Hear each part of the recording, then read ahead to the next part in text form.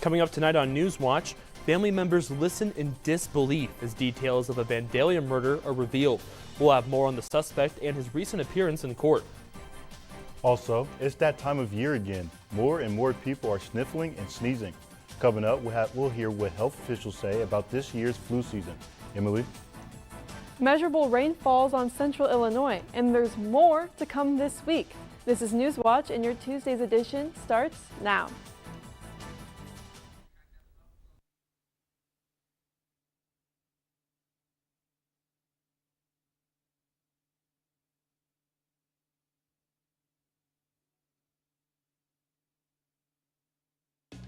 Alamo Steakhouse and Saloon. Whatever the occasion, it's an environment for an evening of dining, conversation, and cocktails. Whatever your needs, our staff is ready. Alamo Steakhouse and Saloon, located at the Cross County Mall, Mattoon.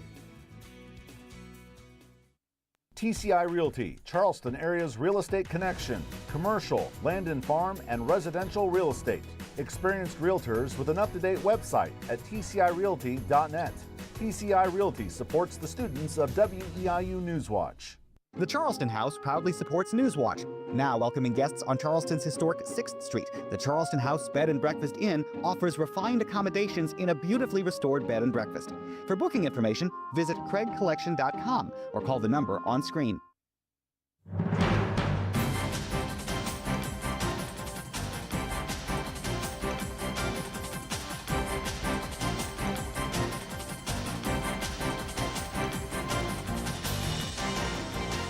The death of a 14-year-old sparks outrage in the small community of Vandalia. Good evening and thanks for joining us. I'm Rashad Jones. And I'm Matt Williamson. We'll have more on that case in just a moment. But first, Emily Davis returns with a forecast that includes more rain. Good evening, Emily. Good evening. That's right. We saw rain last night and throughout the daytime today, but more rain is on its way, but we'll get to that here in a little bit. As of right now, we're seeing high temperatures today, just 51 degrees here in Charleston, although we didn't quite get up to 50 up in Champaign or in Paris with a high of 49 degrees throughout the daytime today. But as we move overnight tonight, we're going to see those temperatures drop down into the 40s, a low temperature of 43 degrees under mostly cloudy skies, and those mostly cloudy skies are going to stay with us as we move throughout the entire daytime tomorrow. Mostly cloudy skies throughout the entire day, but along with that, we're going to see a cooler high temperature tomorrow of just 47 degrees, and that's partially due to the winds that will be blowing out of the north to northeast at 5 to 10 miles per hour, cooling down that high temperature. That's the first look at your Skywatch forecast. Now back to the desk. Thanks, Emily. Now back to our top story. A 43-year-old Vandalia man is charged with sexual assault and murder of his 14-year-old niece.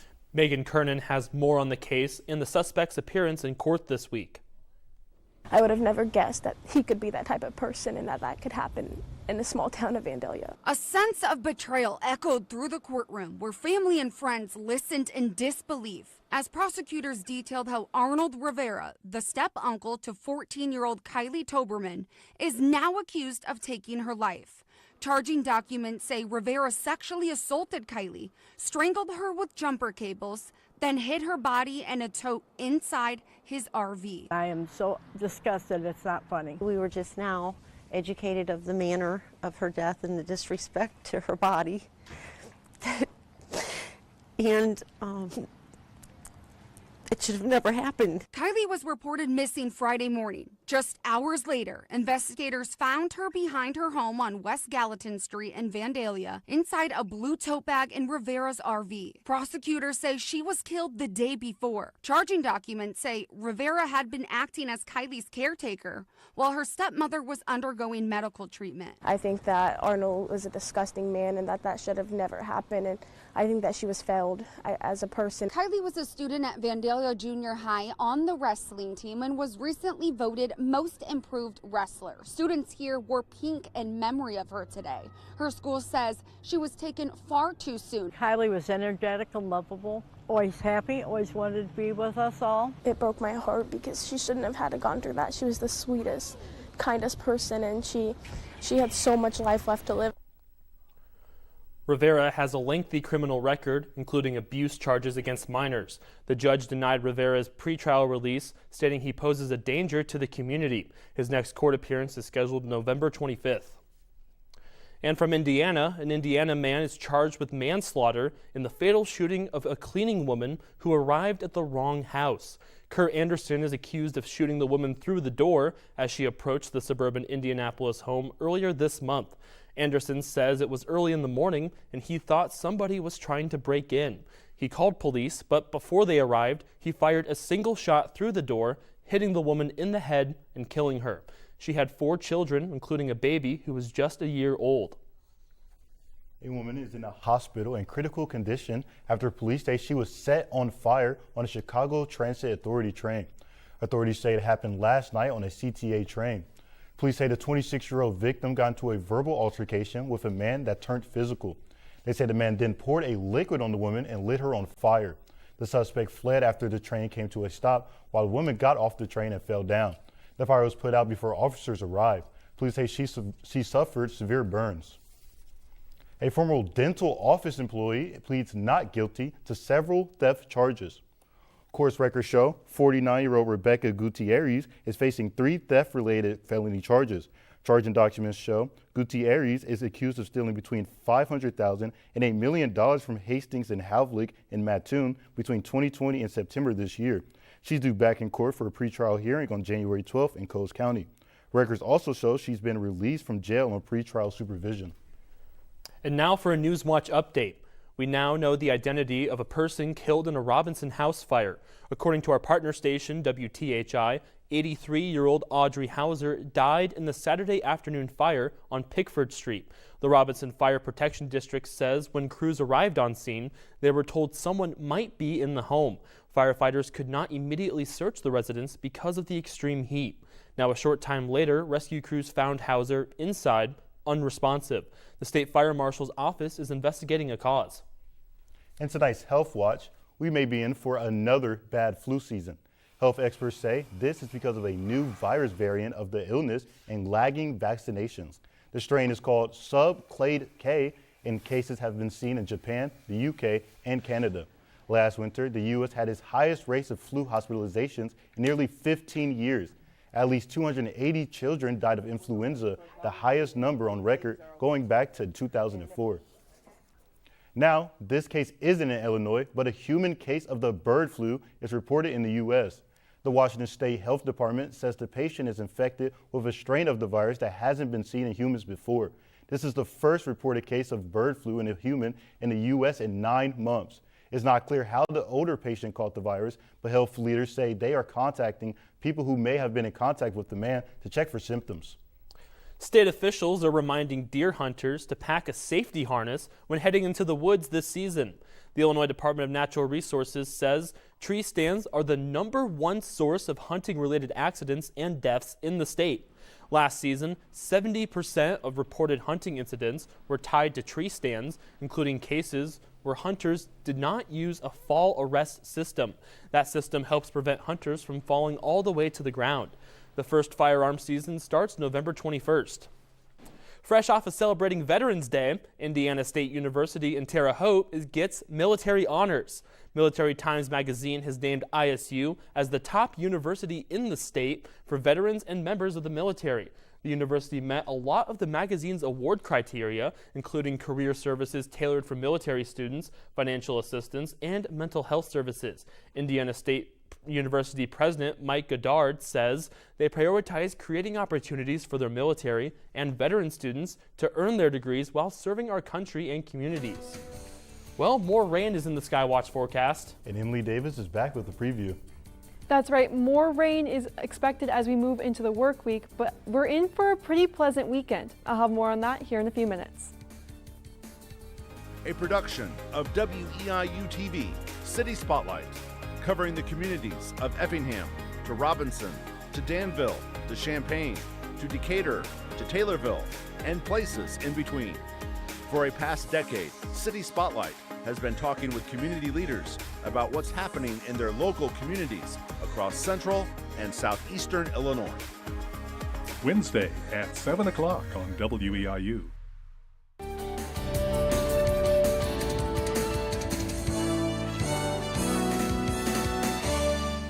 We We saw significant rainfall overnight last night and throughout the daytime today on and off, but that rain system has now begun to make its way eastward and is pushed off from our viewing area and is currently doing that as we are speaking. But that rainfall overnight last night and throughout the daytime today did produce significant amounts of rainfall for portions of the area. We saw just over an inch of rain here in Charleston and over an inch and a half, almost 2 inches of rain over in Terre Haute.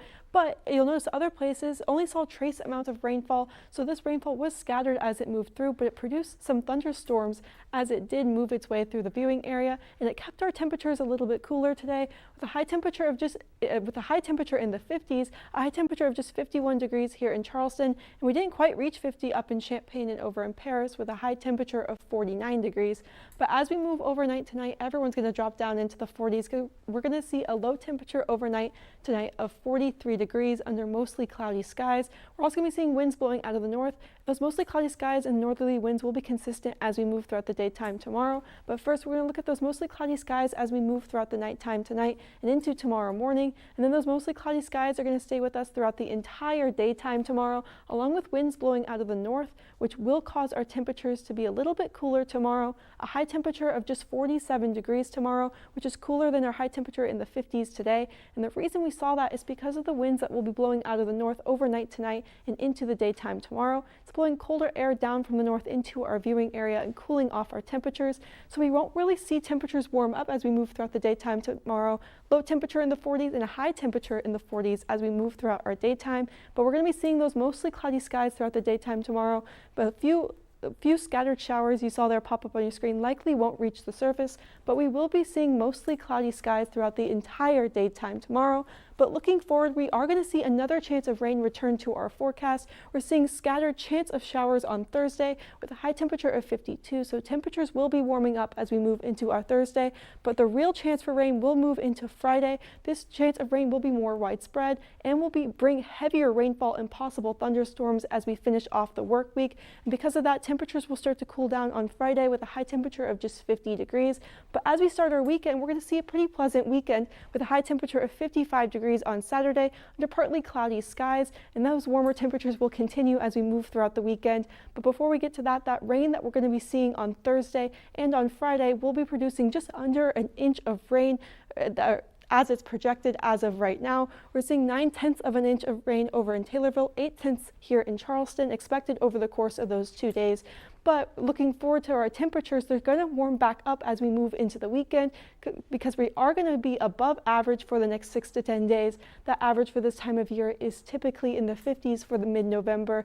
And looking forward, we're going to be seeing temperatures above that for the weekend, definitely. But before we get to that, we're going to see a high temperature of just 47 degrees on Wednesday before warming up on Thursday. But there will be a chance of rain on Thursday that will continue overnight into Friday, and the higher chance for rain will be on Friday with possible thunderstorms that will cause our temperatures to cool down a little bit with a high temperature of 50 degrees on Friday, but then we'll start to warm up again on Saturday as we start our weekend.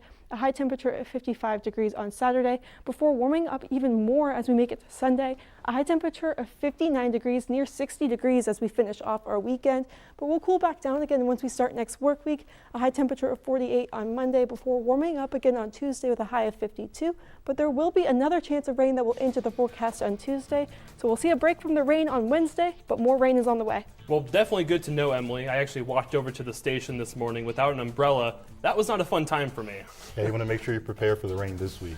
Thanks, Emily. Coming up tonight in sports, Eastern Illinois Volleyball is enjoying a special 2025 campaign. That's right. The Panthers continue to turn heads in their first season with a brand new coach and a brand new stadium. We'll have more on their resurgent season right after this. Thanks for watching. Your WEIU Sports Watch report is coming up next.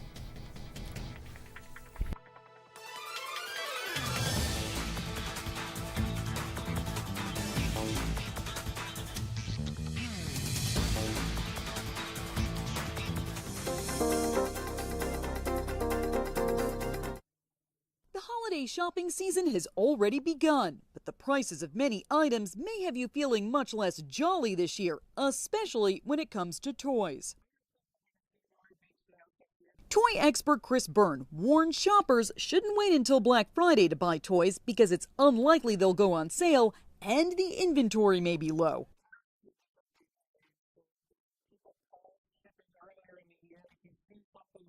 It's unclear exactly how much tariffs will hurt, but experts expect the prices to increase. Here's why. Roughly 80% of all toys sold in the U.S. are manufactured in China, according to the Toy Association. And Chinese imports have been hit hard with tariffs. The Trump administration implemented the added tax on imports to generate more revenue and encourage companies to make items in the U.S.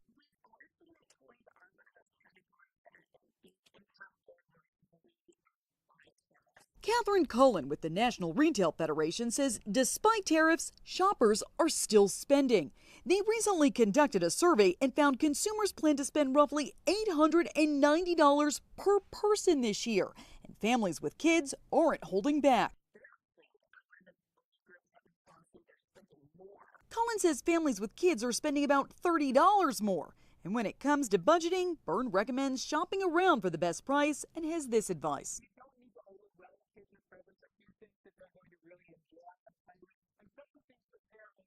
For Consumer Watch, I'm Jen Sullivan.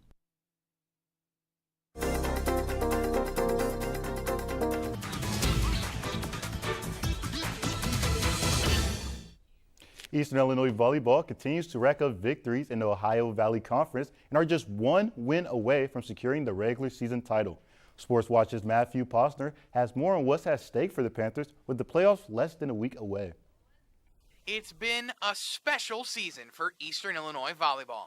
Last weekend, the Panthers swept top-seeded Moorhead State to move to 14-2 in Ohio Valley Conference play and now stand alone in the lead. Eastern's new head coach, former Olympic gold medalist Ryan Millar, said before the season started, the team's dream goal was to host the OVC tournament, and now they're one win away from turning that dream into a reality. I mean, we completely revamped our defense, we've completely revamped our offense, our serving strategies, how we go about travel, how we go about our scouting reports. I mean, everything is pretty much different. And to their credit, they've kind of embraced the vision and really grabbed on with both hands and have done a really nice job. EIU has just 2 regular season games remaining, beginning tonight as they hit the road for a 2-game series against Tennessee Tech. If the Panthers win either of those contests, they secure the number 1 seed in the OVC and will host the playoffs at Gardella Family Court. Eastern has not lost a home game all season long. Assistant head coach Paige Gardella's parents helped fund the new home stadium and says winning an OVC title at home would mean the world to her. So that would be like the greatest thing ever, honestly. I think all the girls are gunning for it. I'm definitely gunning for it. I think it would just kind of prove, like, you know, based on what we had last year, like that didn't really define us. Like, this is kind of like, look at what we're capable of. It would be great for, particularly our seniors that are on the team, to get back to the tournament. I mean, we had a bunch of girls that were there in 2023 when we played in the tournament and won the conference tournament then. But I can guarantee you that they all want to get back. In Charleston, I'm Matthew Posner for WEIU Sports Watch. The Ohio Valley Conference Tournament starts Sunday and runs through Tuesday, November 25th. If Eastern wins the OVC, they will advance to the NCAA tournament for the second time in 3 seasons and will find out their opponent during the selection show on November 30th. Illinois women's basketball is looking to get back in the win column against Murray State after suffering their first loss of the season to Oregon. Destiny Jackson starts this game on a roll, draining this streak, and now she's getting it done, getting to the basket, and getting this and one layup for the Illini. For some reason, Jackson is left wide open in the corner for this shot, and the Illini are up big. Now Barry Wallace wants in on the action as she drives in for another score. Speaking of scoring, Jackson isn't done yet. She hits another shot, and the kids in the crowd are fired up. Illinois comes out on top in this one, 84-64. 2013. That was the last time Illinois women's soccer earned a ticket to the NCAA tournament. This year, the program reached new heights under new head coach Katie Holton, and it ended with their first national tourney appearance in 12 seasons. The Illini finished 13-6-2 and took home big victories over 18th-ranked Penn State and Big Ten powerhouse Ohio State. Holton says she's incredibly grateful for the experience this season and the lessons she's learned. Oh, so incredibly proud of this team. I think, you know, when I came in December, January, this team told me that this is where they wanted to be in November, and we've worked really hard for it and stuck together through some pretty tough times and through some change. And I couldn't be more proud of every single individual on our team and just the collective group effort all season. Illinois lost in the first round of the NCAA tournament to 7th-seeded Memphis, but that Tiger team was ranked 3rd in the nation in the coaches' poll, and their low ranking was the center of major controversy before the tournament started. U of I's ability to keep it close with the Tigers added to their impressive season, and Coach Holton says they'll return next fall with a renewed sense of confidence. The Chicago Bulls look to end their 5-game losing streak as they take on Nikola Jokic and the Denver Nuggets. We start this one off in the second as Jamal Murray shows off his tough shot-making ability, draining this step-back three with ease. The Bulls keep this one close, though, as Nikola Vucevic finds a cutting Matas Buzelis for the slam to take the lead. Now in the third, Nikola Jokic shows why he's a 3-time MVP as he bullies his way into the paint and makes his way for the floater to tie the game. Now with just 30 seconds left in the game, Vucevic hits this deep three to make it a 4-point lead. But Murray doesn't give up just yet, draining this difficult three to make it just a 1-point game. But it wouldn't be enough as the Bulls come out on top, 130 to 127. It's only been 5 months since the Indiana Pacers played in Game 7 of the NBA Finals, but so far this season, they have fallen apart. Indy is 1-12 on the campaign, and things don't get any easier as they travel to face the top-seeded Detroit Pistons. Denise Jenkins has been a revelation for Detroit, and his draw-dropping pass leads to an easy three by Duncan Robinson. But that wasn't even his best pass of the night. Here's the highlight of the night. Jalen Duren catches the lob, and Jenkins absolutely destroys Benedict Mathurin. Put that clip in the Louvre. This night belongs to Jenkins, and he connects again on another alley-oop jam, this time with Ron Holland, and Tyrese Halliburton's face says it all. The Pistons cruise to a 127-112 victory over the Pacers, who now have a league-worst 1-13 record. Finally tonight, the right-hander who helped the Chicago Cubs win the 2016 World Series is retiring.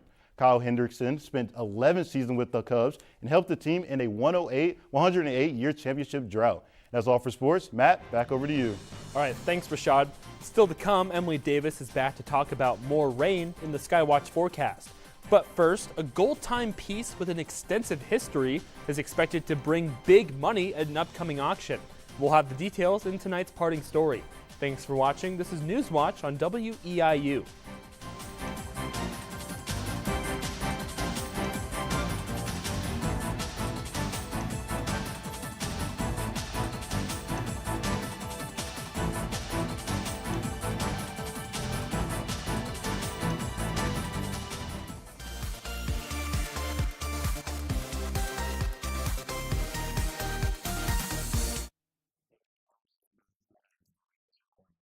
Tom Cruise has an honorary Oscar. Filmmaker Alejandro Iñárritu presented him with the prize at this year's Governor's Awards. Cruise spent the first few minutes of his speech thanking and praising Iñárritu and the evening's other honorees: actress, dancer, choreographer, singer, director, and producer Debbie Allen, groundbreaking production designer Wynn Thomas, known for his films with Spike Lee, and Dolly Parton, who accepted the Jean Hersholt Humanitarian Award virtually.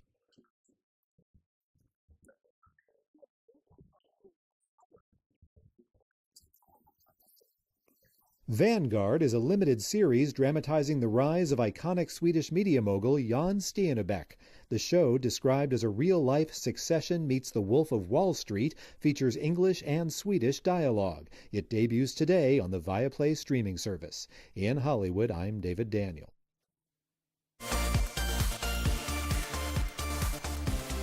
And finally on this Tuesday, an 18-karat gold pocket watch recovered from the Titanic could bring big money at an upcoming auction.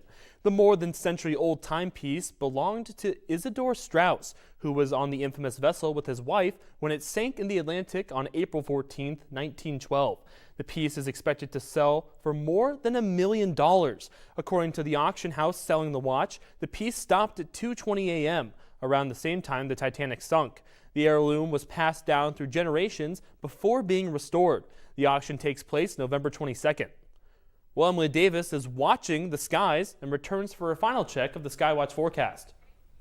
That's right. We're going to be seeing some more rain as we look forward, but we're not going to see any rain tomorrow. We're going to see mostly cloudy skies throughout the entire daytime tomorrow. And along with that, we're going to be seeing a high temperature of just 47 degrees tomorrow. So we're not going to be warming up too much as we move throughout the daytime, because overnight tonight, we're going to be seeing a low of 43 degrees. And the reason we're seeing this is partially due to the winds that are blowing out of the north at 5 to 10 miles per hour overnight tonight and throughout the daytime tomorrow. But that rain will return to our forecast as we move forward in the week. A chance of rain on Thursday, although a lesser chance of rain on Thursday, but that'll continue overnight Thursday into Friday, where we'll see significant rainfall on Friday before that rain eventually pushes out, and we'll see a pretty pleasant weekend with highs in the upper 50s before cooling down for next work week with another chance of rain. That's a final look at your Skywatch forecast. Now back to the desk. All right, thanks, Emily. That's all the time we have for tonight's edition of Newswatch. Well, thanks for tuning in and enjoy the rest of your evening. BBC News is coming up next on WEIU.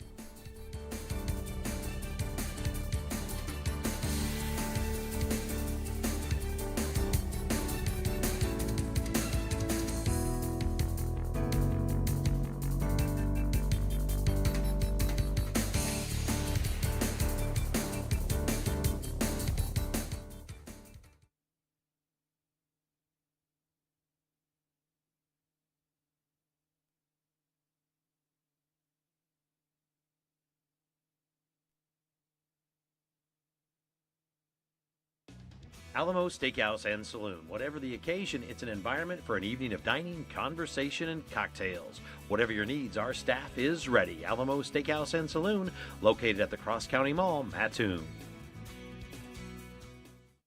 TCI Realty, Charleston area's real estate connection, commercial, land and farm, and residential real estate. Experienced realtors with an up-to-date website at tcirealty.net. TCI Realty supports the students of WEIU Newswatch.